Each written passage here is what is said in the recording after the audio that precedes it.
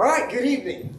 I'm so sorry to make all the guys here panic. I really apologize for that. Appreciate Daniel being on standby, ready to roll. I'm just going to make this a full confession, all right? Let me just come right out with it, just get it off my conscience. There was a 7:30 a.m. flight out of here. And I remember looking at that going,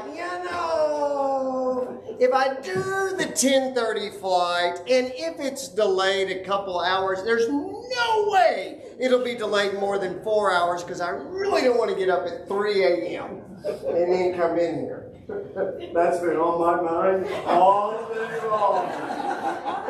So next time, that 7:30 a.m. flight's going to be the flight. But glad I made it. And again, forgive me for making everybody panic. It's just great to be with you. I've been looking forward to this for a long time because you're my people. And what I mean by that, I grew up in Texas. I went off to Florida College right out of high school, and when I came back to the state line, it said you had to be this tall to get back in. So I haven't been back in to live here, but I did grow up in Texas. I can attest that. So you're my people that way. And then second of all, many of you work camp, and I love camp. I'm a big believer in camp for our kids, and I'm going to talk a little bit more about camp here in just a moment. But it's just a joy to be with you, so thank you very much. All right, I want to begin with a story. And it's more than likely a story that you know and know very well, but I don't want you to turn to it. Anybody here do a daily Bible reading? That was great. You know, you sit there and you just read through God's Word and you read through the text. And there's so much good that can come from that. But one of the challenges, I think, for all of us when we sit down and read God's Word is it's very hard for us sometimes to put ourselves in the story. Those of you that read fiction or like to read drama or you read books like that, you know, the author really will set the stage. In fact, you can get such a vision and get so carried away in the way the author describes the scene. It's almost as if you can not only see it, you can smell it. You know what I'm saying? Because it's written that way. It's written to captivate. God's Word, however, is written to train and teach. It's not written like a drama. And I'm not saying it should have been. But what we have to do is we really have to slow down sometimes and put ourselves in the story, because when we do, it'll have a greater impact on us. All right? So don't turn to this story. I want you to just listen. And mamas, you listen as if you're the mama in this story. Then Pharaoh commanded all his people, every son that is born to the Hebrews you shall cast into the Nile, but you shall let every daughter live. Now a man from the house of Levi went and took as his wife a Levite woman. The woman conceived and she bore a son, and when she saw that he was a fine child, she hid him 3 months. But when she could hide him no longer, she took a basket made of bulrushes, and she dabbed it with bitumen and pitch. And she put the child in it, and placed it among the reeds by the river bank. And his sister stood at a distance to know what would be done to him. Now the daughter of Pharaoh came down to bathe at the river, while her young women walked beside the river. She saw the basket among the reeds, and she sent her servant woman, and she took it. And when she opened it, she saw the child, and the baby was crying. Yet she took pity on him. And she said, "This is one of the Hebrews' children." Then his sister said to Pharaoh's daughter, "Shall I go and call a nurse from the Hebrew women to nurse the child for you?" And Pharaoh's daughter said to her, "Go." So the child went and called the mother. And Pharaoh's daughter said to her, take the child away and nurse him for me, and I will give you your wages. So the woman took the child and nursed him. When the child grew older, she brought him to Pharaoh's daughter, and he became her son. She named him Moses because she said, I drew him out of the water. Can you imagine? Can you imagine?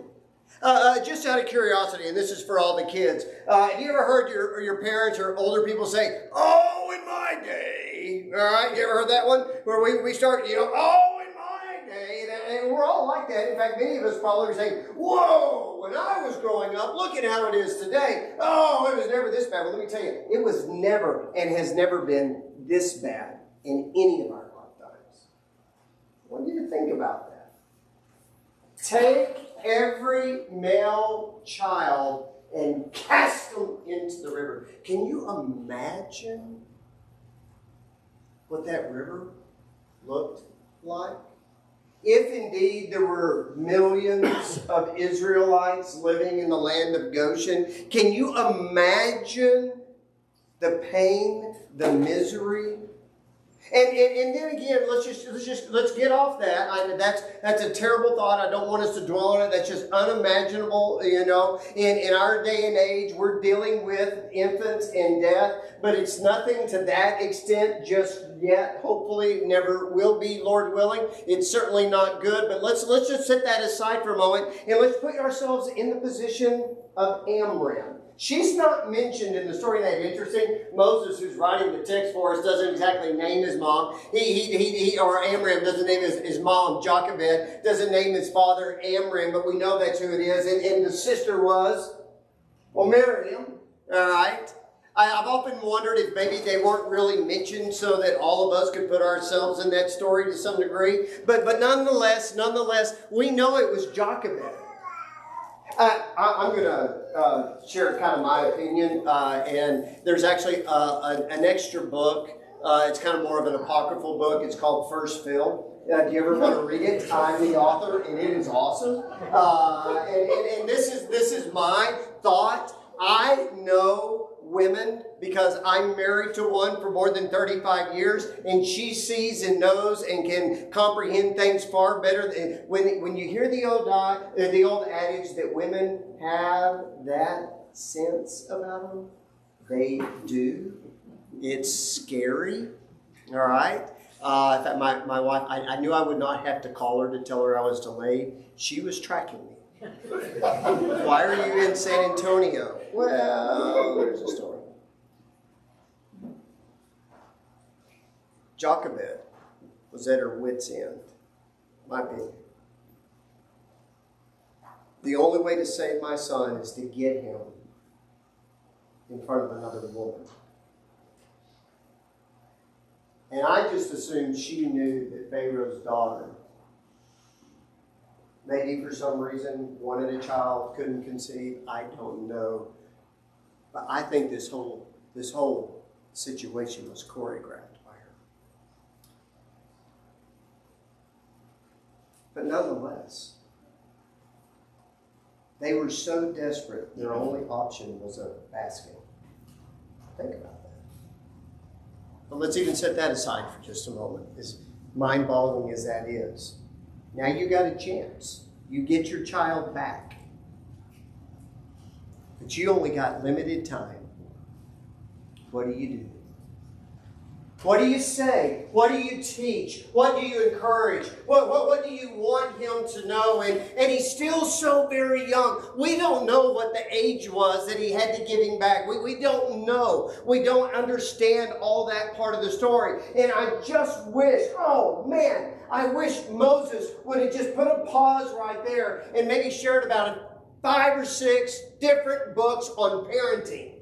All right? And just said, here's the chronicles of Amram and Jochebed, because they had to be the most amazing parents ever. If you really think about it, they didn't just raise the shepherd of God's people. They reared the first high priest of God's people, and they reared a prophetess, Miriam, a godly woman of God's people. I mean, for all we know about them, they were 3 for 3. And how did they do it? Where did they do it? In Egypt.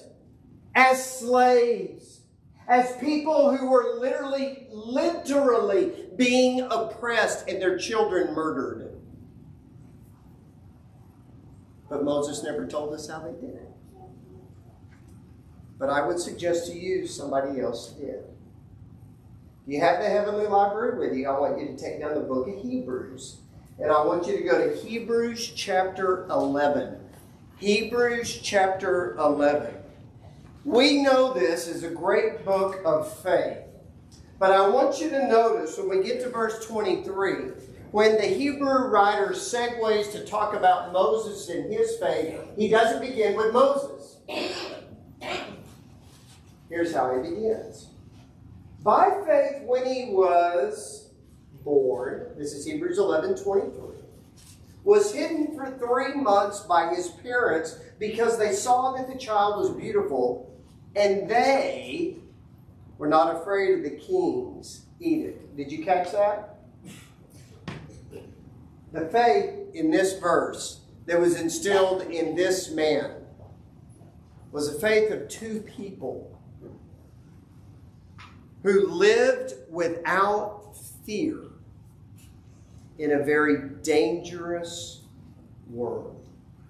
And they would pass that faith on to their son in just that limited amount of time, in just that brief moment before they had to give him back to Pharaoh's daughter. And here's what else they taught him. By faith, Moses, when he was grown up, refused to be called the son of Pharaoh's daughter, choosing rather to be mistreated by the people of God than to enjoy the fleeting pleasures of sin.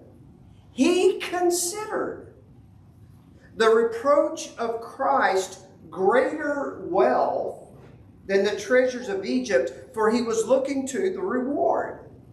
By faith, he left Egypt, not being afraid of the anger of the king, for he endured as seeing him who is invisible. By faith, he kept the Passover and sprinkled the blood so that the destroyer of the firstborn might not touch them. I want you to grasp and see here that in these verses, what we're given insight into is the amazing faith of Amram and Jochebed. And what we're shown in these verses is what was important to them to pass on to their children.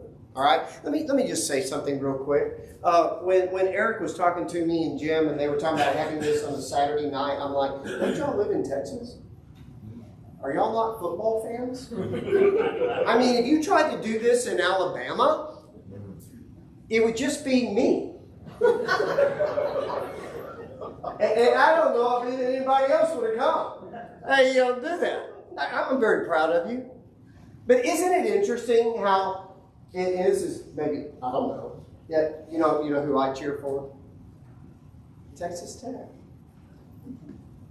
Well, why would that be? I really love it. That's just what you do when you live in love it, right? Anybody born, God, I'm so sorry for them, they're born in Austin. They cheer for good night. Oh, can you imagine? And then College Station. And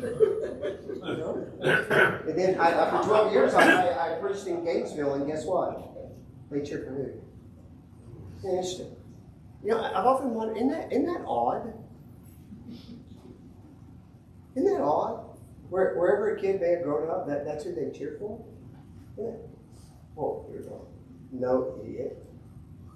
That's a part of the culture. That's what you do when you live in certain areas. That's what you become. I want you to think about something. When you live in a godly home,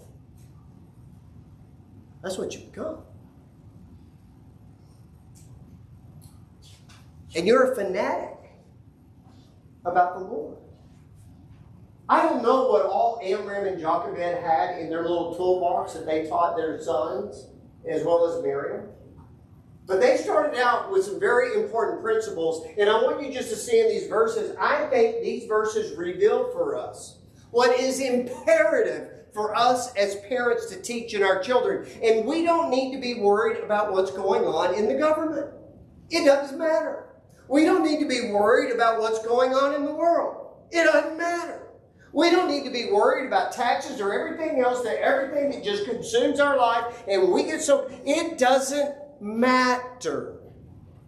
Because if two slaves living under oppression in a pagan land with an evil king can rear their children to love and walk with the Lord, that tells you and me we got a fighting chance. And what you see when I'm just going to break down real quick for you. In these verses in the Hebrew writer, the first thing they say is life's about trusting in God. Our life is about God. We don't fear the king. We don't fear the government. Those of you who may not know, in my former life, I used to be a news guy. All right? Now I know. Those of you are like, news? Really? He was one of those guys, you know? Hey, listen, I used to stand in hurricanes like all of them, and that is more fun. I'm going to tell you this. Now, here's what you do. You don't stand inland during a hurricane. You go out to the beach, because the only thing that's going to hit you on the beach is maybe wind, rain, or a stray pelican. You're fine, all right? You go inland, but that's fine. That's fine. I got paid to watch a space shuttle blast off. That was my job, working for ABC. That was a pretty good gig. That's a pretty good gig. But you know what I've learned about news?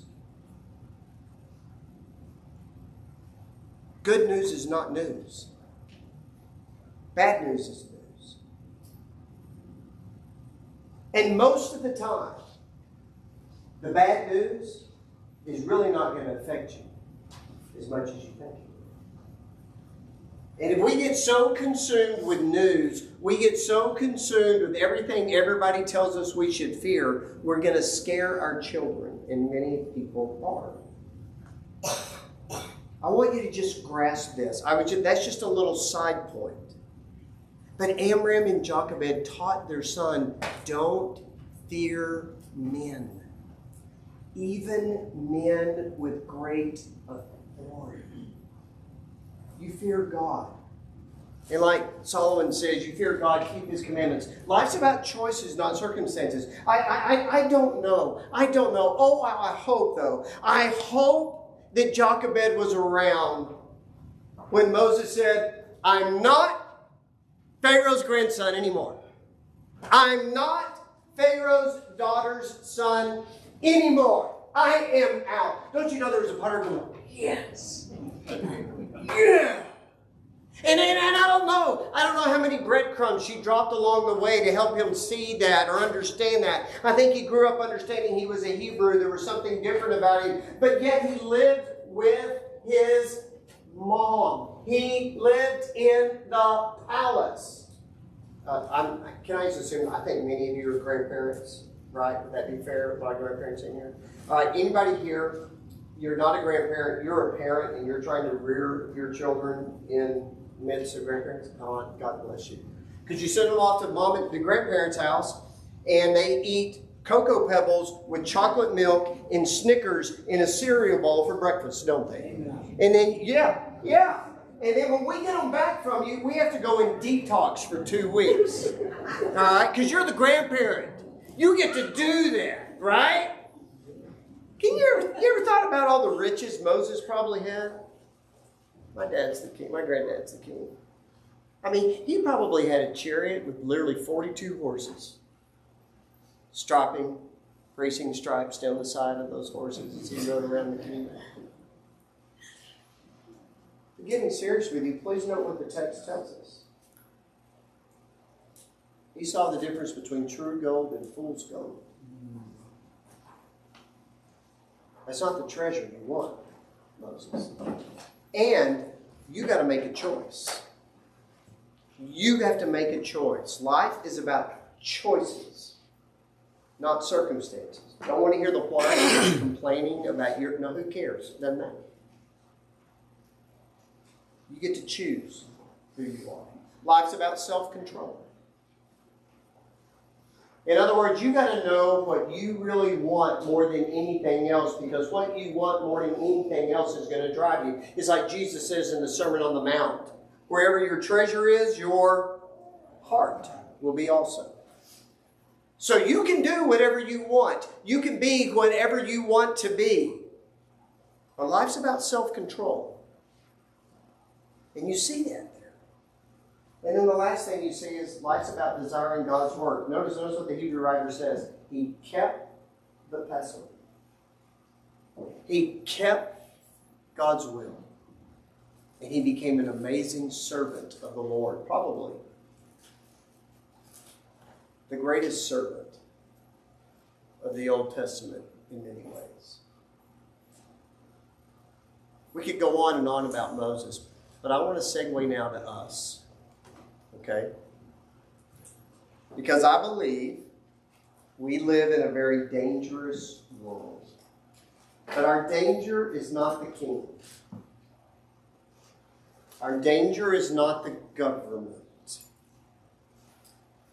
The danger, I feel, that's one of the greatest dangers that all families are dealing with today is devices. And I want to share with you just some thoughts, because I believe it's imperative that all of us, not just our children and teens and others, but all of us understand what is happening in our world today. That if we do not understand these principles and apply them to our families, it's going to be a great challenge. Back in the early 2000 teens, about 2014, 15, we started noticing a big difference in kids at camp. You began to notice that there was more isolation, there was more need for medication. In fact, every year there were more and more. We'd check in with a nurse, kids on medication. Some kids were even on Prozac, some of these very strong antidepressant drugs. And then we began to notice that there was more issues of lack of self-confidence and body issues and self-esteem issues. And then you began to notice that even socializing, that they couldn't talk to others. And you began to notice, we had a pretty good idea it was the phone.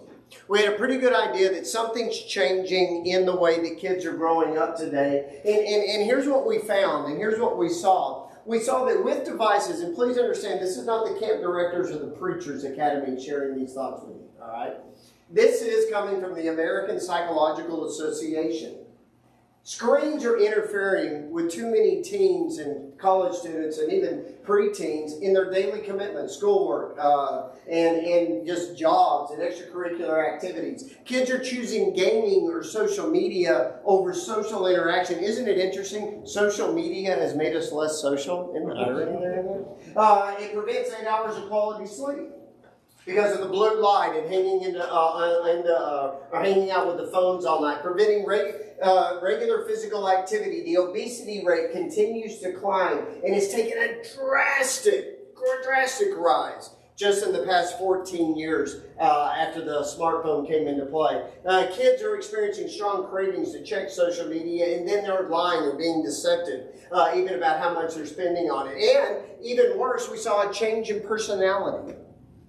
In other words, the altered reward dependence. For example, anybody here on Facebook? Anybody on Facebook? It's okay to talk about it. I am too. All right. In fact, I got my phone. I want you to see. I got one too. All right. I got one too. Many years ago, I told you I left Lubbock and I went off to Temple Terrace to go to school. All right. This is 1986. So to my Ford Mustang, I went all by myself, but I did take one friend with me. His name was Rand McNally. You laughed, you just showed your age. All right, those of you who don't know, that was a map book. That's all I had. And then I stopped in Hattiesburg, Mississippi, got a hotel, and I went to this. It was an amazing contraption. You can see them now in museums. It's a little device called the payphone. And I dialed 0, and I said, and it was like Andy Griffith. Sarah came on the line. You know, I want to make a collect call. 806-799-8428. That's my phone number. I still remember it. I bet most of us don't even remember our numbers today, do we? No, we don't remember numbers today. We got it, it's in our phone. But nonetheless, and here's the deal. I made it. I made it all the way down there without a phone. My kids are like, wow. Now, let me just tell you. I had to recharge my phone today because I used it so much. Whether I was watching football games or charging and going, Jim, I promise I'll make it, Jim. It's going to be tight. Talking to my wife, changing the rental car, thing. We use them. They're part of life. I'm not saying you shouldn't have a phone. But how many of you got social media? Facebook. All right. How many of you ever looked at how many likes you got on a post? How many ever gone, man, that was a good post. I should have got more likes than that. Yeah, you have. Because that's what it's designed to do. And for kids, and I think some adults, we get our reward from somebody liking something we've done that we don't even know who they are. Over that trusted mentor or confidant, like a parent or a grandparent or a pastor or a sweet person in the congregation who means a lot to us, their like. And then ultimately, the only like that any of us should care about, the only like that matters, is if God likes it. But we've altered our reward dependence because of it. And low self-esteem, low cooperation, and anxiety and depression. Skyrocket. And please understand, this isn't, again, coming from the Preachers Association. American Academy of Pediatrics will tell you the same thing. Anybody ever seen the documentary, The Social Dilemma? All right, if you've got kids or grandkids, you need to watch this because it tells you about the power of the algorithm. Anybody ever doing searching something on the internet? Maybe you were searching what to buy a pair of shoes. You were like Mark Roberts. You decided you wanted to run. All right? And so you got to get a pair of shoes. And I don't really want to buy those shoes. And then later that day, you're on social media. Those shoes popped up there and you went, oh, wow. And then later that day, maybe you were looking at a news site. Those shoes popped up again. And then you go, oh, my. The Holy Spirit must be telling me to buy these shoes. These just popping up here. No, it's called an algorithm.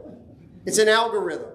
And what's happening is your IP address is being read by all these computers and in all these companies. And so they're going to throw up in front of you what they believe you want.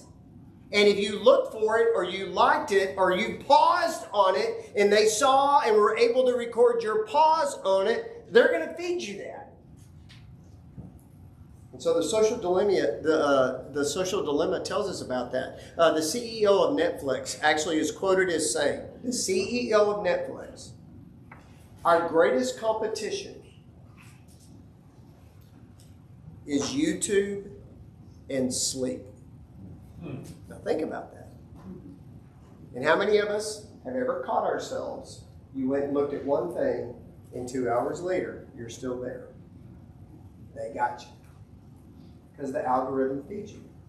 Y'all remember growing up, this is another thing you'll see in the Smithsonian, magazines. Remember a magazine? Yeah, after you got to page 80, it's done, and you had to wait the next month. Not anymore. News feeds never, ever, ever, ever end. Anybody ever binge watch anything? Yeah. It knows how to keep you on. And so then we get hung in echo chambers. And this is really dangerous. Because the algorithm's going to think you're this person, you like this, and so that's all it's going to feed you, and that's all the information you're going to get. And you never hear the other side. You don't, listen folks, there's no such thing as fair and balanced information anymore. If you're not a cognitive, really focused learner, you're going to get possibly caught in the echo chamber.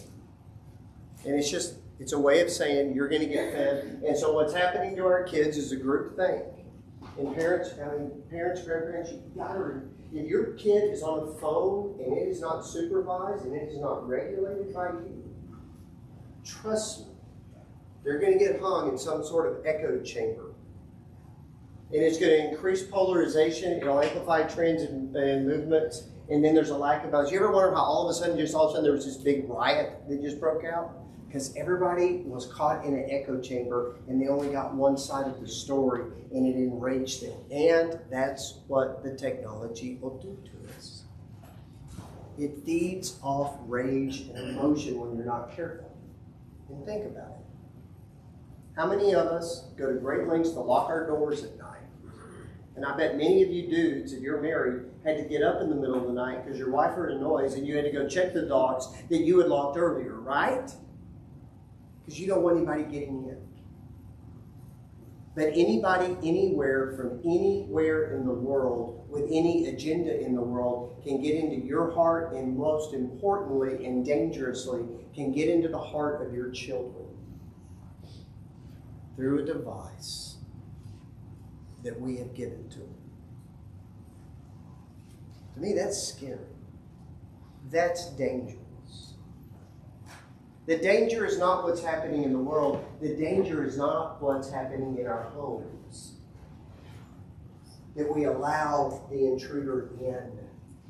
And we allow anyone to shape their morals and their values, and we give predators open line of communication. Here's something else. So I told you we saw that in the mid-2010s, but now the research is showing, wait. There is something to this. Because you'll notice in about 2012, that's about when the smartphone came into play and became very popular.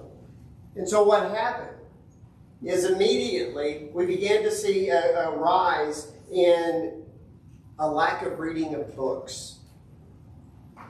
Lack of reading of books. People don't read books anymore. They'll read their screen, or they'll read Instagram, or they'll read social media. And what we're finding now is that about 15%, only about 15% of teens would say they read every day. Can you imagine? What a luxury it is to be able to live in a nation where literacy should be everywhere, but we're not reading and learning through books, just a screen. And then you see this. We see a difficulty in what's began to rise immediately in the ability to concentrate, in trouble learning new things. Why? Because cognitively, things are coming to us in visions and in pictures, and we're not having to think through it. And so as a result, there's a dumbing down of America in a way. Because we're consumed with quick and easy and fast. And let's just be honest, it is appealing. I could actually get into the dopamine rush from it. Annie Lemke wrote a book, Dopamine Nation, and she says that the smartphone is actually the hypodermic needle of today's society. Because it gives you that quick rush, and you get addicted to it, and you see things. And we haven't even got to the evil things yet. I haven't even got to the big evil things and how really evil and nasty things can get into our kids' hearts. AI. Oh, here we go. Here we go. You know what's happening through AI? And granted, there's some advantages to it. I'm not knocking all of it. But I bet Daniel can attest to this, and anybody else here who preaches. You can actually go to AI and just put in a little search, and you can actually get a pretty decent sermon. Yeah, actually, you can. But you won't remember it. And you won't remember the verses. And you won't remember what you learned. Why? Because you didn't have to hunt for it. There wasn't that cognitive ability to think through it and let it resonate. And that's just kind of the tip of the iceberg when you come at this. But when our kids are being affected, they're being affected greatly. All right? I could go on, and I've got a lot more information on it. If you ever want to hear it, I've got more to share with you. But do you ever wonder why God got so mad at the Tower of Babel? I mean, you may be like me going, I don't get it. You build the tower. I mean, once you get to about 30,000 feet, you're going to pass out. Y'all knock yourselves out. People just falling off the edge. Yeah, let them go. Let's just see how long. Heaven, come on up. Come on up. Why do you get so mad? Well, if you go back and you read Genesis chapter 11, God was mad because when the whole world gets in your ear, the whole world will entice you to deny God. And so when you go and you read the text, all right, God more than once said, hey, I've created you to multiply and spread over the face of the earth. multiply, spread on the face of the earth. Men say, hey, well, I don't want to do that. We're going to defy God. We're not doing that. And God said, oh, yes, you are. And so what you found is God separated their language, or gave them the different languages so he could separate them, because God knew having the whole world in your ear was not going to be good for you. And here's what I want you to think about. Not since the Tower of Babel has the whole world been able to get into our ears. Anybody, anywhere can get into our ear in just a click. And so God separated them. God gave them a different language than others. And then if you ever think about the parable of the soils, go to Matthew chapter 13 and you look at the parable of the soils. In verses 22 and 23, Jesus talks about the parable of the thorny ground. And what happened in the thorny ground? The thorns grew up, and what did it do? It choked out. Now here's the deal. Those plants represent people who are still in church. They haven't been carried off by Satan. They haven't just withered up and left. They're still in church. They're just not fruitful. And Jesus says it's because the cares of the world have choked out the fruit. I've run out of memory on this one. My wife said, you got to upgrade. I said, I don't want to upgrade. I would gladly go back to a flip phone if I could, but unfortunately every app and everything you use today, and just keeping up with things going on at the college and everybody else. Yeah, she said, you got to upgrade. I said, I don't want to upgrade. Can I do it? She goes, yeah. Just go to Verizon. They'll cut you a deal. It'll be really cheap. Oh, $12 a month. How many months? Oh, 3.5 years. That ain't cheap. We're giving our kids thousands of dollars worth of technology that in essence could be choking out the word if we're not careful. Prosperity is rarely our friend. And Jesus says we all got to watch out. Now, are there some good things that can be done with this? Yes. I was at a teen weekend doing a seminar on screens and everything, and I was out there with there were probably a few hundred kids, and I'd left mine sitting right there on the Lord's Supper table, and as I'm expounding on all the screen stuff, my phone kept going off. It was really aggravating. It was kind of embarrassing, so I grabbed it and I just turned it off. And so after that session, I went and picked it up, and I was like, who is this? And it was a text group of a bunch of preachers that I'm in. While I'm preaching the word, those guys are all sitting at home watching the Winter Olympics. And they were having a debate over if we were all on a bobsled team together, who would be in the front, who would be in the middle, and who would be in the back. They concluded, before I could get to the text group, that Don Truex would be up front due to his cufflinks and his hair. Kenny Moore would be in the back because he would have a little more oomph pushing it. Ricky Jenkins would be in the middle so we could get his head down and wouldn't have any more wind resistance. That's funny. I don't care who you are. And that's fun to be a part of.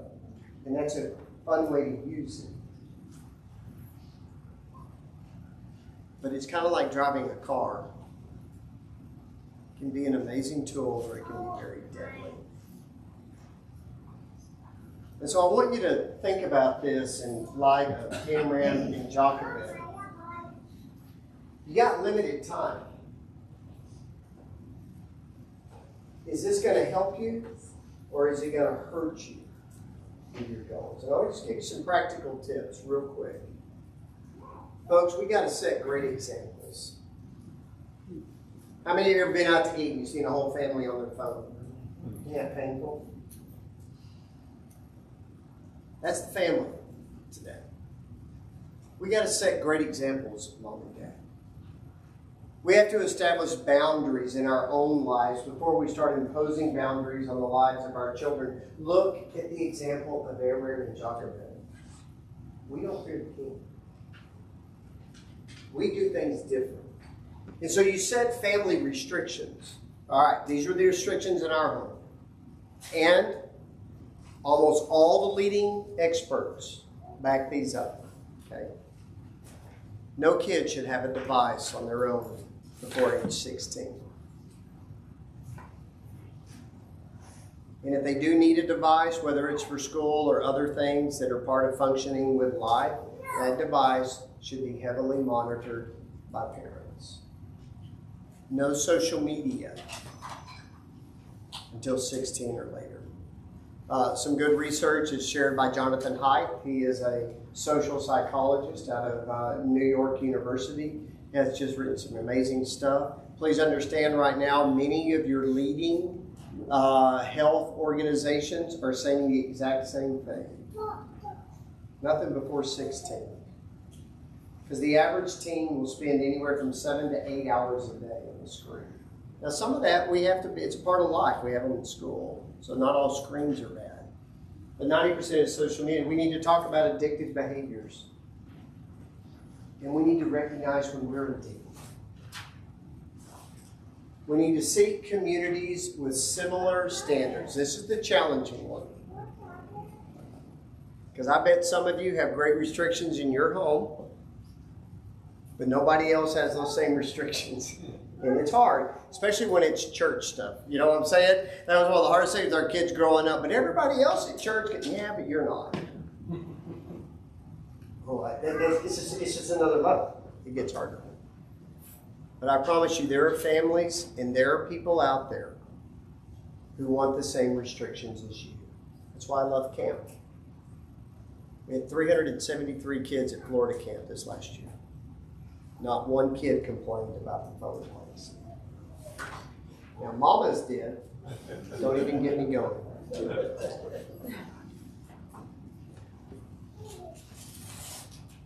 But by the third day, every kid is much more relaxed.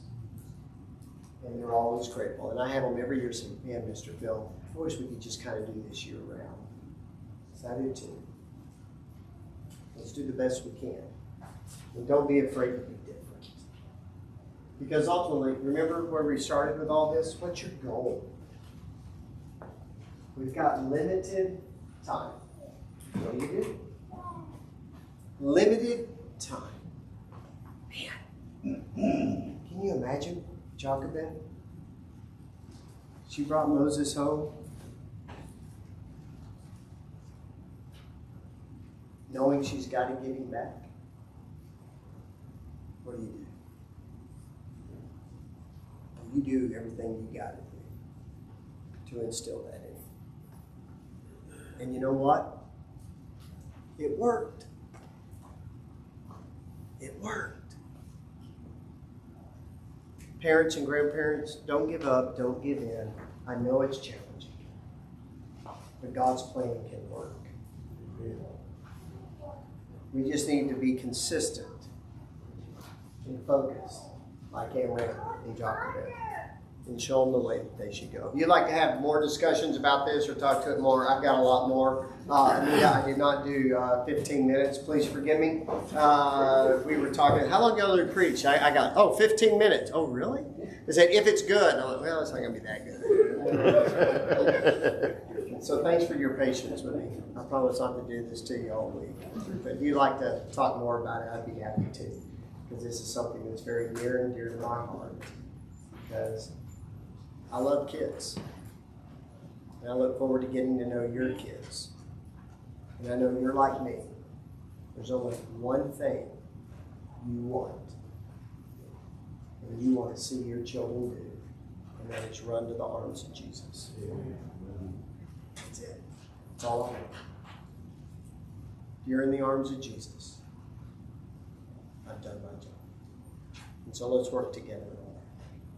Speaking of the arms of Jesus, well, that's security, isn't it?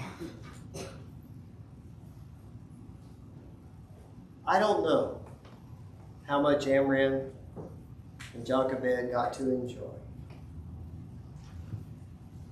I can only imagine it took a while. But it's seen in the heart of Moses that he found security with the Lord.